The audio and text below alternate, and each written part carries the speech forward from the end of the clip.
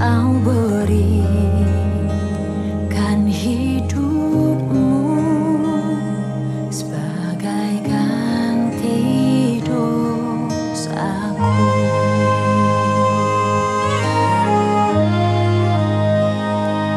Lebih dari yang kukira, pengampunan yang kuterima, kasih Yesus yang abadi mengalir di Kalvari.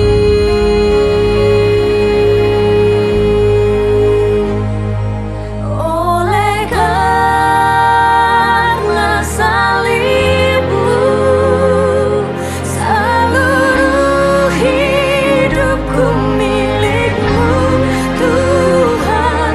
Darahmu sucikanku, kuasa salibmu pulihkanku.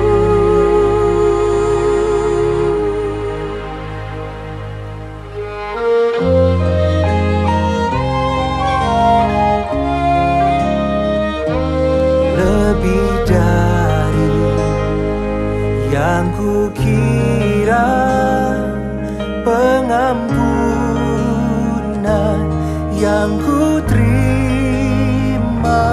kasih Yesus yang abadi mengalir di Kalvari.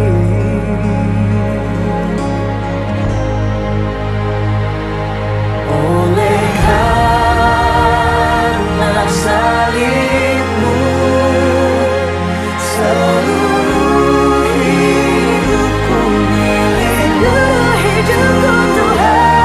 Darahmu sucikanku, kuasa salibmu pulihkanku. Oleh karena salibmu, seluruh hidupku milik, seluruh hidupku. Darahmu sucikanku, kuasa salibmu pulihkanku.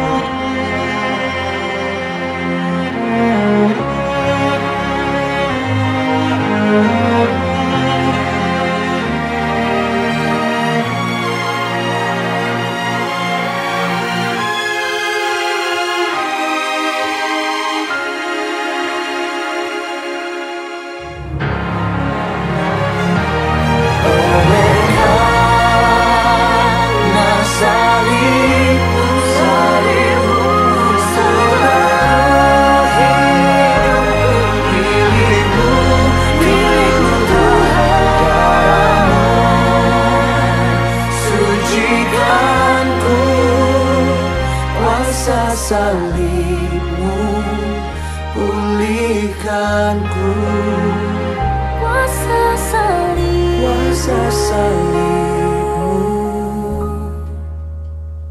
pulihkanku.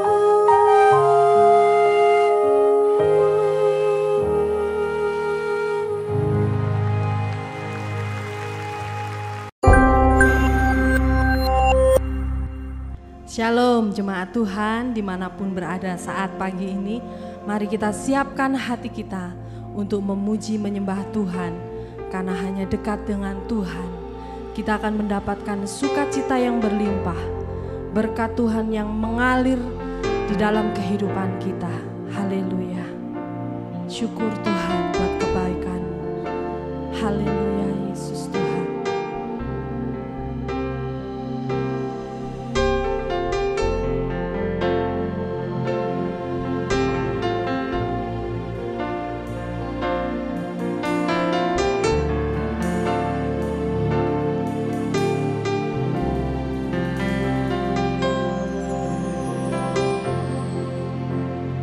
Dekat padamu itu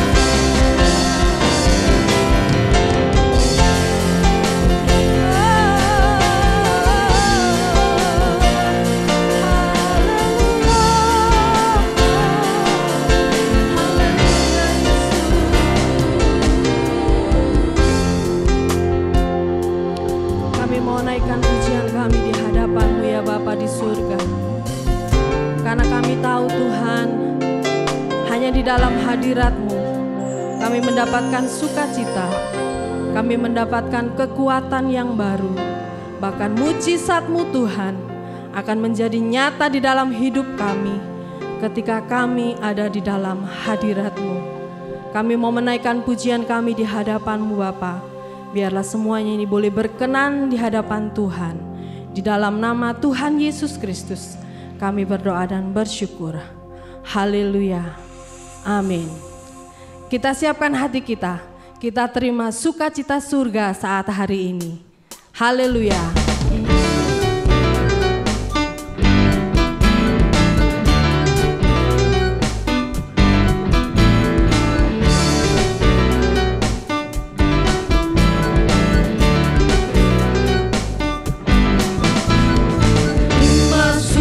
Cita surga, itulah kekuatan bagi jiwa. Ku dapat rasakan kasih-Nya di tengah badai yang bergelora. Hikmat sukacita surga, itulah kekuatan bagi jiwa. Ku dapat saksikan kuasa-Nya, melakukan badai yang bergelora. Haleluya, Kau ada dalam hatiku, takkan batas semangatku, takkan hilang kekuatanku. Haleluya, ku mau bersorak bagimu, sukacita surga nyata penuhiku.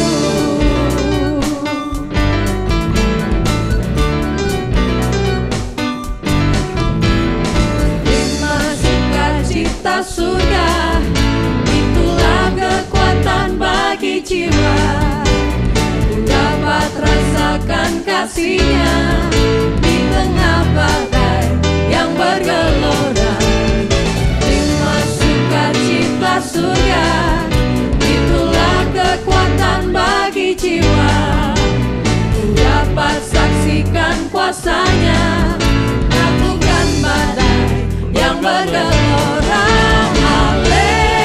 Haleluya, Kau ada dalam hatiku, takkan batas semangatku, takkan hilang kekuatanku. Haleluya, ku mau bersorak bagimu, sukacita surga nyata penuhiku. Haleluya, Kau ada dalam hatiku, takkan batas semangatku, takkan hilang kekuatanku. Haleluya, ku mau bersorak bagimu, sukacita surga nyata penuhiku. Sukacita surga nyata penuhiku. Sukacita surga nyata penuhiku.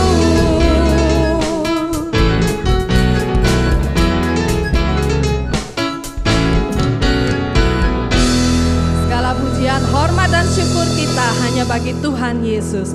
Tiba saatnya kita akan hampiri tahtanya yang kudus. Kita akan terima sukacita dari Tuhan. Haleluya.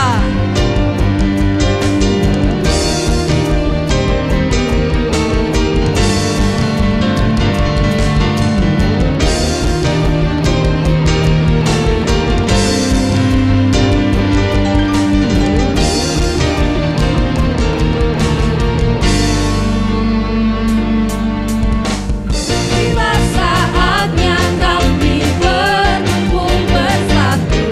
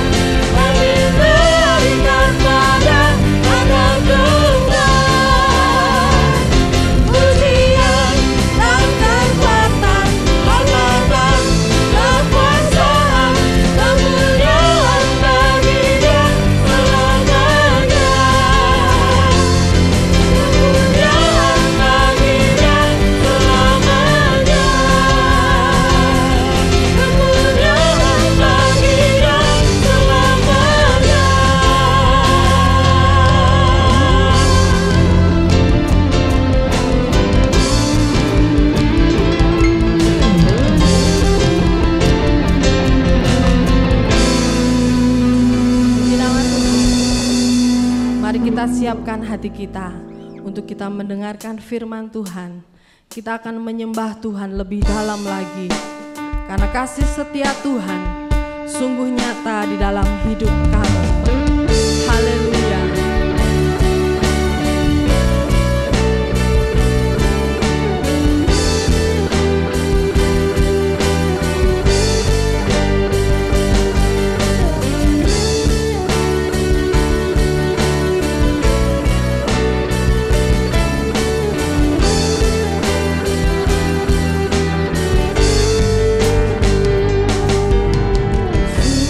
Besar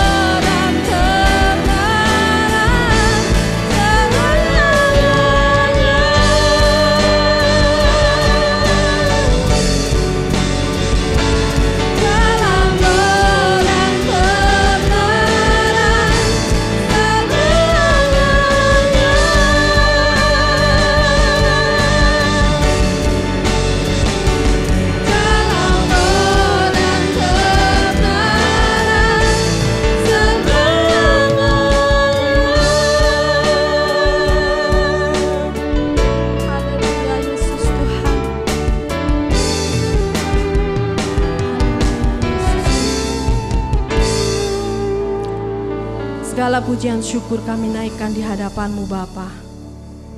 Dengan segenap hati kami mau membuka hati kami untuk firman-Mu tertanam di dalam hati kami. Firman-Mu yang akan menguatkan jiwa kami Tuhan. Firman-Mu yang akan menguatkan roh kami Tuhan.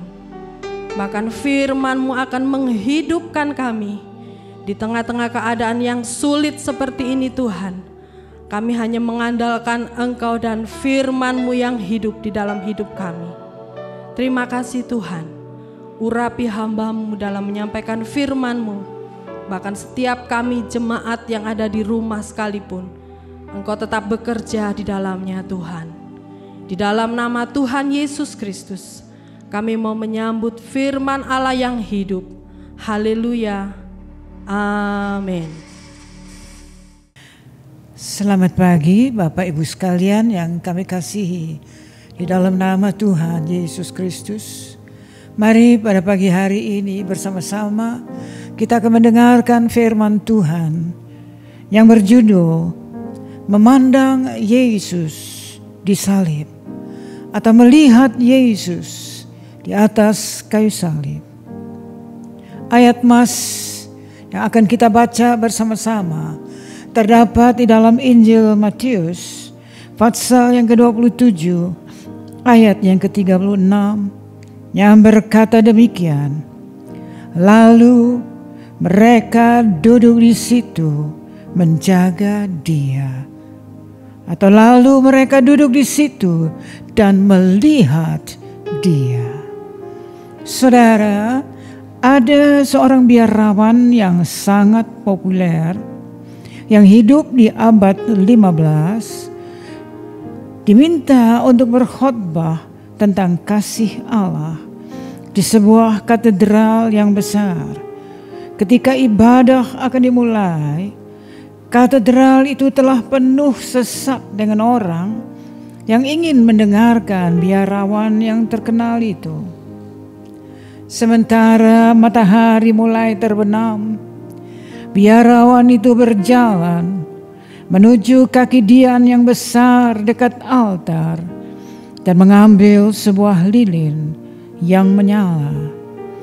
Kemudian ia berjalan menuju ke salib besar di altar sambil menerangi tubuh Yesus yang tergantung di salib itu, agar jemaat dapat melihat luka pada tangannya, kakinya, lambungnya, dan dahi Yesus.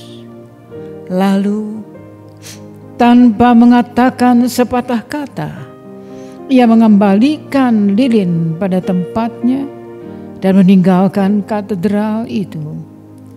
Hadirin menyadari dan mengakui bahwa khotbah biarawan itu tentang kasih Allah sungguh adalah khotbah yang terindah dan sangat mengharukan yang pernah mereka dengar.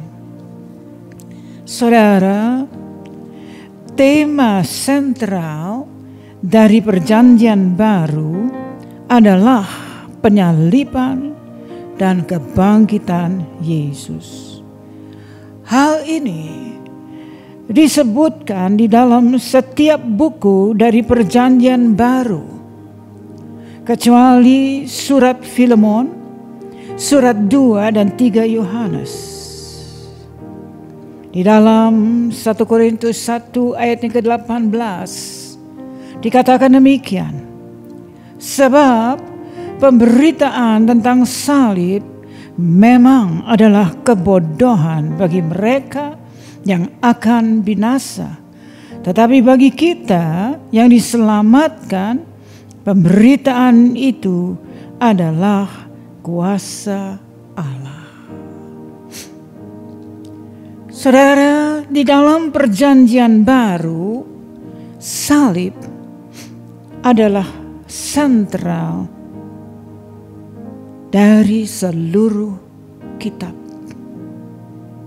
Di dalam Injil Matius memiliki 141 ayat tentang penyaliban. Injil Markus yang pendek memiliki 116 ayat tentang penyaliban. Injil Lukas menyatakan penangkapan dan penyaliban Yesus dalam 2 pasal yang panjang.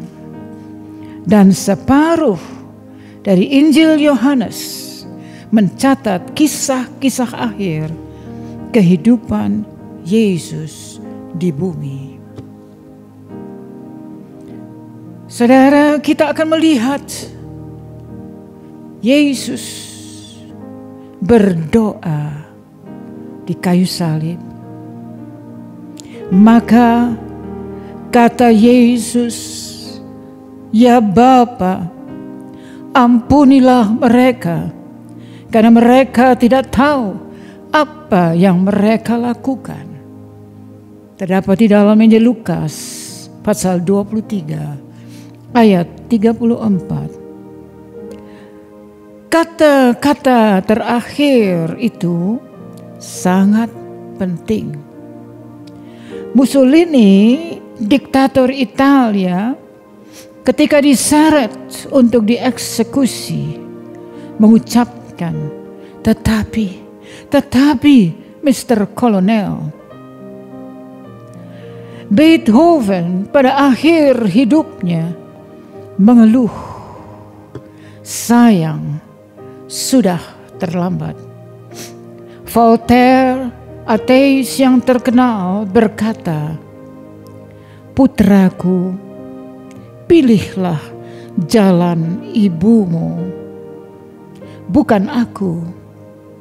Dia telah memilih bahagian yang lebih baik karena dia adalah seorang Kristen." Dwight L. Moody ketika menghadapi kematiannya berkata, "Dunia semakin pudar, surga terbuka di hadapanku. Inilah hari penobatanku." Ayah mertua apologist Ravi Zacharias, seorang anggota ABRI yang terlibat dalam Perang Dunia Kedua di Jepang, pada usia 60 tahun divonis dokter bahwa ia menderita penyakit kanker dan hanya dapat bertahan selama 3 bulan. Pada akhir bulan ketiga, tatkala tubuhnya sudah sangat lemah dan kurus, terbaring di tempat tidurnya, saat istrinya ada di sampingnya, langsung mengangkat kepalanya, memandang istrinya, dan berkata, "I love you, darling." Lalu meletakkan kepalanya kembali dan memandang ke atas sambil mengucapkan kata-kata, "Amazing, amazing." Menakjubkan, dan menghembuskan nafasnya yang terakhir. Saudara, banyak lagi kata-kata terakhir dari manusia saat menjelang kematiannya. Namun doa Yesus inilah yang terindah. Dia berkata, "Bapa, ampunilah mereka, karena mereka tidak tahu apa yang dilakukannya." Di manakah Yesus berdoa? Tentara berdoa di medan perang. Pelaut berdoa ketika kapal mereka tenggelam. Pilot berdoa saat pesawat mereka berteriak menungging ke bumi. Anak-anak berdoa di samping tempat tidur mereka. Ibu berdoa di dapur. Bapak berdoa sementara bekerja di ladang. Orang berdosa berdoa di gereja. Namun Yesus berdoa di salib. Ketika dosa ada pada puncak kejahatannya, maka Yesus berdoa. Ketika kebencian telah memakukan dia di salib, maka Yesus berdoa. Ketika dia diludahi, diadili dengan tidak adil, dimahkotai mahkota duri, dihujat, diolok, dicambuk, dan akhirnya disalibkan. Maka Yesus berdoa, Bapa, ampunilah mereka. Saudara, perhatikanlah untuk siapa Yesus berdoa.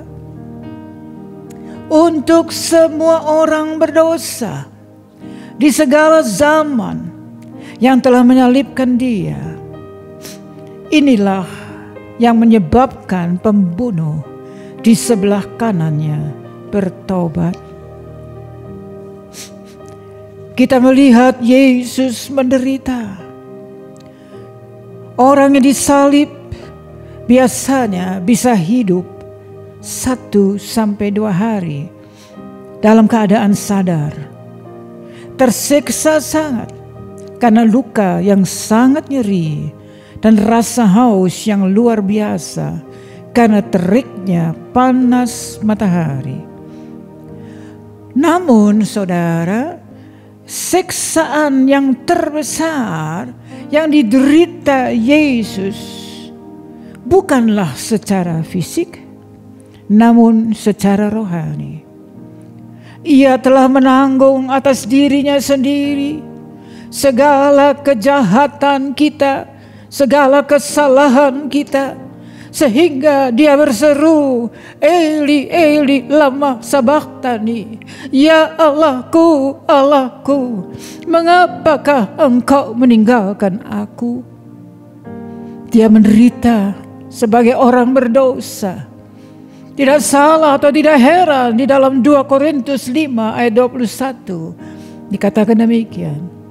Dia yang tidak mengenal dosa telah dibuatnya menjadi dosa karena kita, supaya di dalam dia kita dibenarkan oleh Allah.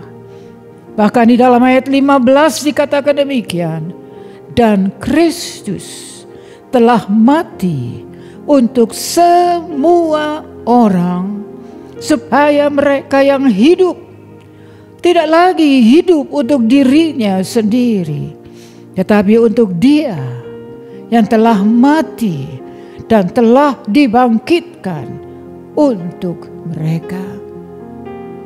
Adakah kita masih hidup untuk diri kita sendiri? Ataukah sudahkah kita hidup bagi Yesus yang sudah mati ganti kita? Dia menderita ganti orang berdosa. Dia menjadi substitusi, pengganti manusia. Dalam 1 Petrus 1 ayat 18 dan 19 dikatakan demikian. Sebab kamu tahu bahwa kamu telah ditebus dari cara hidupmu yang sia-sia, yang kamu warisi dari nenek moyangmu. Itu bukan dengan barang yang fana, bukan pula dengan perak atau emas, melainkan dengan darah yang mahal, yaitu darah Kristus yang sama seperti darah anak domba yang tak bernoda dan tak bercacat. Akhirnya saudara, saya akan mengakhiri renungan firman Allah ini dan mengisahkan sebuah pameran lukisan yang diadakan di Jerman. banyak lukisan.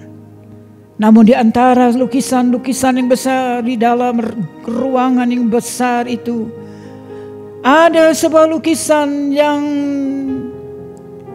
menyatakan Yesus di atas kayu salib. Dan di bawahnya tertulis, "This is how much I love you." Demikianlah besar aku mengasihi engkau.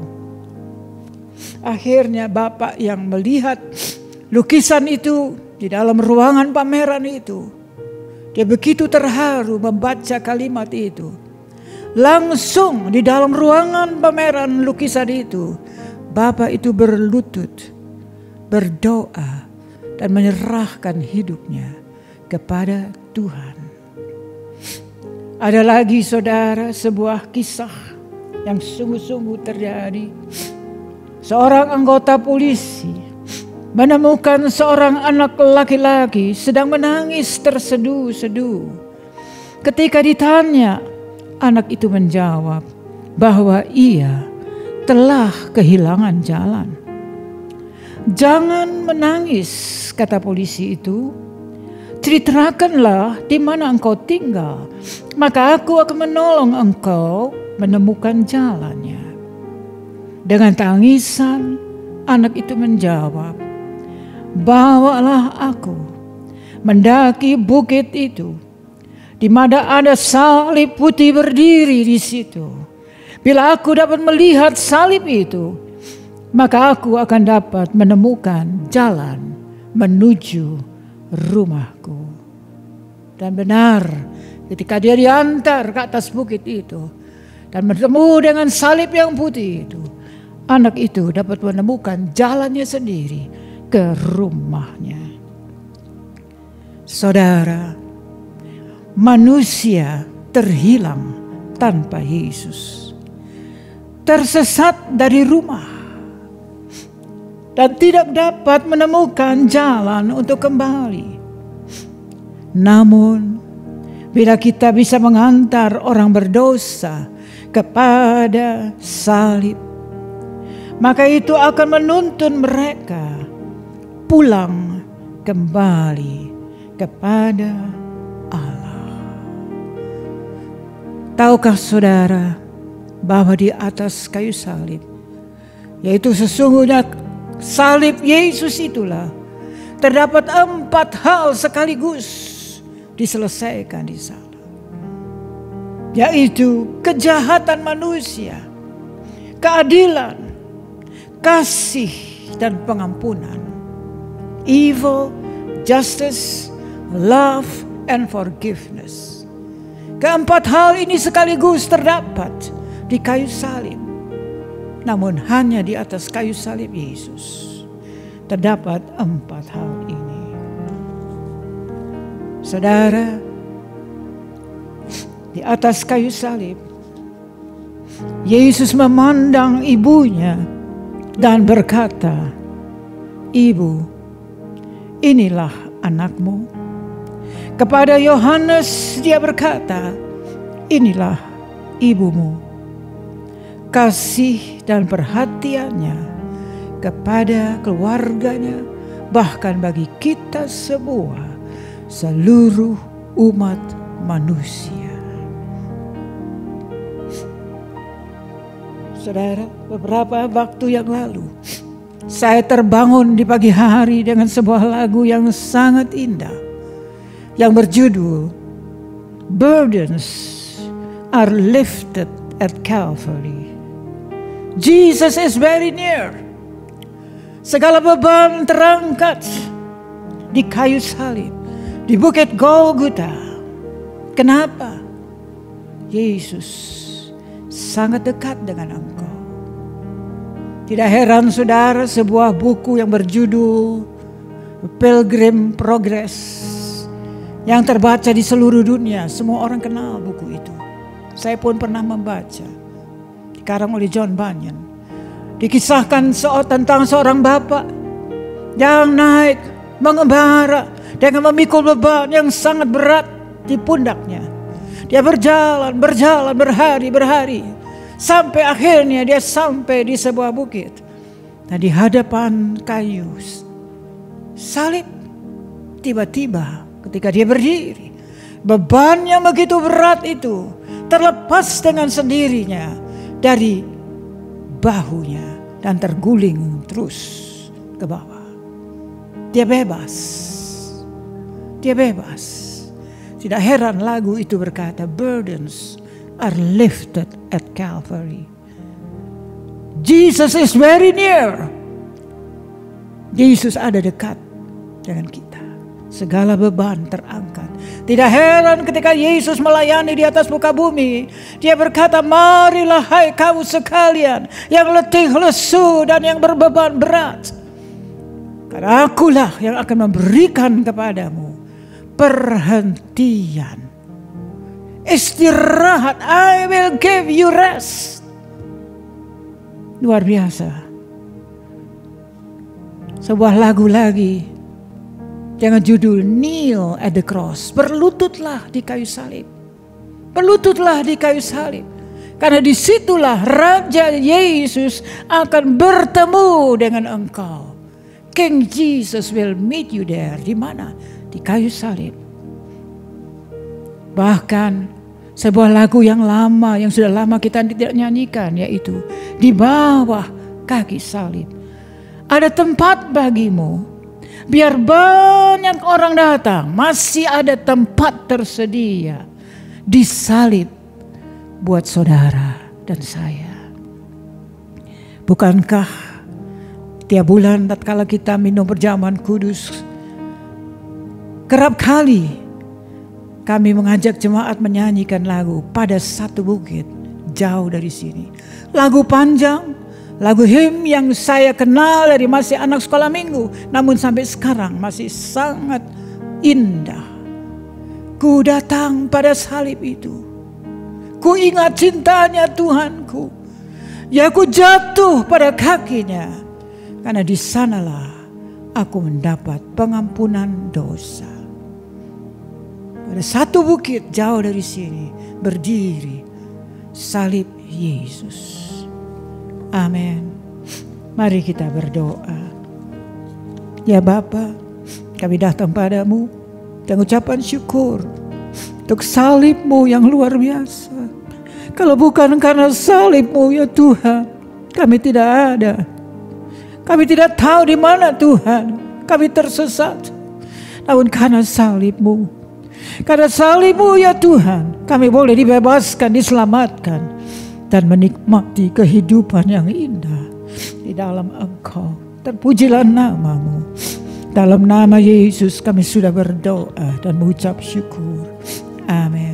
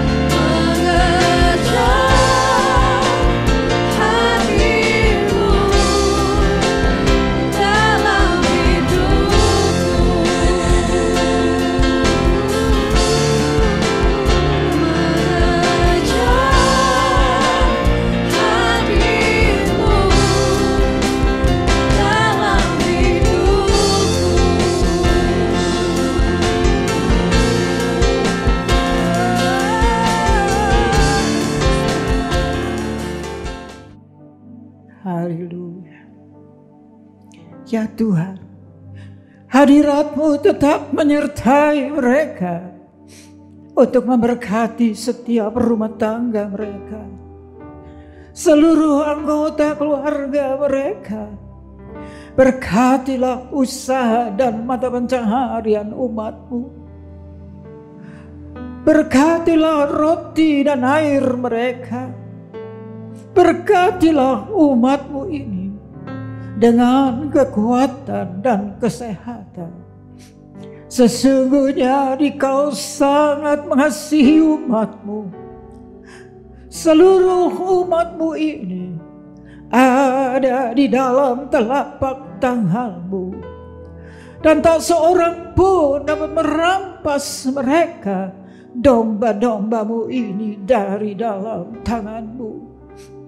Hamba-Mu berdoa, bawalah seluruh sidang jemaat-Mu ini semakin hari semakin dekat kepadamu, semakin mengasihi Engkau ya Tuhan, sehingga mereka boleh tiba di puncak bukit kesucian-Mu dan memandang wajah-Mu yang indah.